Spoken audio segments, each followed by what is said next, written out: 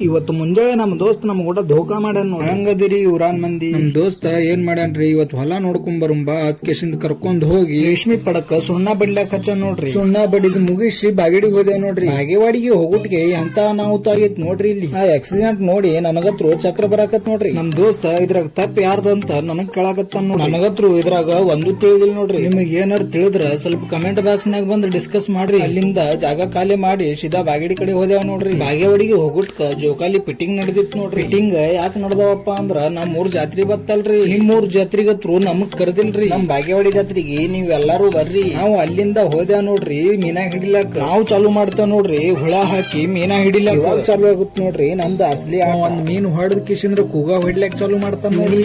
ಏನು ಬರಲ್ ನೋಡ್ರಿ. ಯಾಕಪ್ಪ ಅಂದ್ರ ಇವನಿಗೆ ಮೀನಾ ತೆಗಿಲಾಕ್ ಒಬ್ರು ಬೇಕು ನೋಡ್ರಿ, ಹುಳ ಹಾಕೋರ್ ಒಬ್ರು ಬೇಕು. ಒಂದ್ ಅರ್ಧ ತಾಸ್ ಒಳಗ ಏಟ್ ಮೀನ್ ಹಾಕೋ ನೋಡ್ರಿ ನಮ್ ಬಲ್ಲಿ. ಕಡಿಗೆ ಒಂದು ದೊಡ್ಡ ಮೀನ್ ಬೀಳ್ತದ ನೋಡ್ರಿ. ಮೀನಾ ಹಿಡಿದು ಅಗಿಯುದು ಹೆಂಗ್ ಮಾಡಾಕತ್ತಾರ ನೋಡ್ರಿ. ಈ ಜಾಗದ ಲೊಕೇಶನ್ ಬೇಕಂದ್ರ ಕಮೆಂಟ್ ಮಾಡ್ರಿ. ಇವ ಅದಾನಲ್ರಿ ಮೀನಾ ತೆಗಿಯುದು ಮತ್ತ ಹುಳ ಹಾಕೋದು ಕೆಲ್ಸ ನೋಡ್ರಿ.